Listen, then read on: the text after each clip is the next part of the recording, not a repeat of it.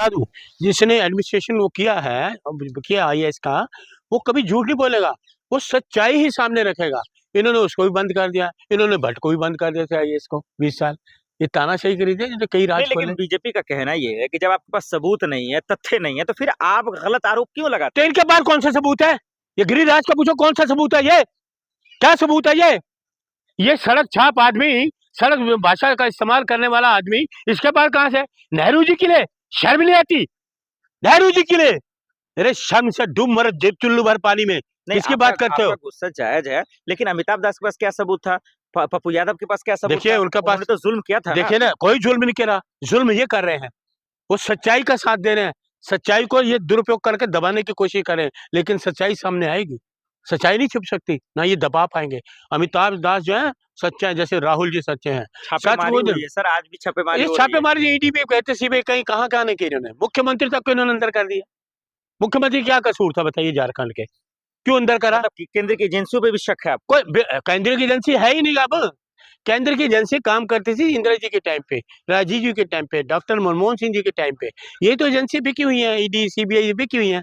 ये दो ऐसे तोते हैं, इनके जहां तोतों को भेज देते तोते तो उड़ कर पहुंच जाते हैं वहां। लेकिन सर, सबका एक ही भाषा, एक ही अल्फाज, एक ही शब्द। अमिताभ दास भी पप्पू यादव की मेरे जान को खतरा है, जेल में मरवा देंगे। बिल्कुल बिल्कुल ठीक है, ठीक कह रहे हैं। उनको पता होगा ना, जो आदमी, जो सरकार सत्ता का दुरुपयोग करके झूठे केस में उनको बंद करा सकते हैं, वो कुछ भी करा सकते हैं।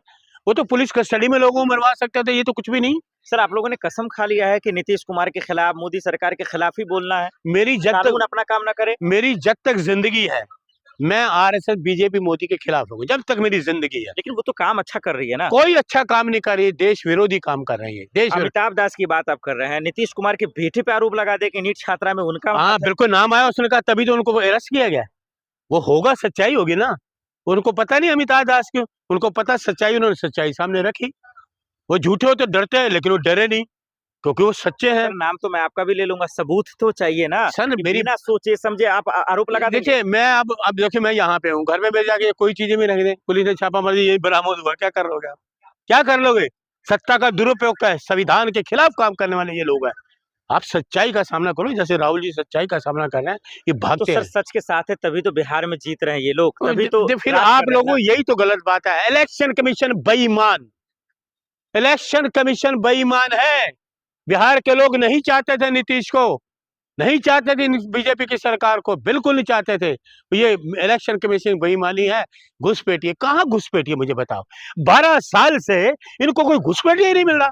तो 12 साल हो गए, ना इनको पुणे में, मद्रास, ना इनको महाराष्ट्र में, ना मध्य प्रदेश, ना राजस्थान, ना बिहार, ना इनको कोई घुसपैठिया मिला ही नहीं अभी तक। तो पप्पू यादव जो बेल मिला, ये सच्चे की जीत है, सत्य की जीत है। सच की जीत है और विपक्ष की जीत है, क्योंकि इन्होंने बड़ा साजिश तो बड़ी करी, लेकिन सच की जीत है। सच सच होता है, झूठ जेल इसलिए। से निकलते वो कह रहे थे कि किसी ने नाम तो नहीं लिया, उन्होंने कहा कि नेता के मंत्री हैं, नेता के बेटा है जो मेरी हत्या कराना चाहते थे। देखिए सुन लीजिए, मैं ये जो है उनको बात की करा सकते हैं। सुन लीजिए, राहुल गांधी में जो खून है ना, वो देशभक्ति का खून है। जो इनमें तो खून है राहुल वो गांधी के गद्दारी खिलाफ का है। पूरी टोली लग गई है उनको बदनाम करने में, क्या कहेंगे? जो मर्जी कर ले, कुछ नहीं होना। सच को आंच गया, सच को आंच गया। कहते हैं ना, राहुल जी का देखिए कितना खूबसूरत नारा है, डरो मत डराओ मत अभय मुद्रा। तो वो सच का है, कुछ भी कर लो, सच सच ही होता है। सुन लीजिए, सूरज चमकता है ना, तो शाम को काले बादलों में उसको काले बादल ले लेते हैं, सुबह फिर उग जाता है। तो इसलिए सूरज की तरह देश में चमकेंगे तो राहुल गांधी, देश उनके हाथों में सुरक्षित है। जय हिंद।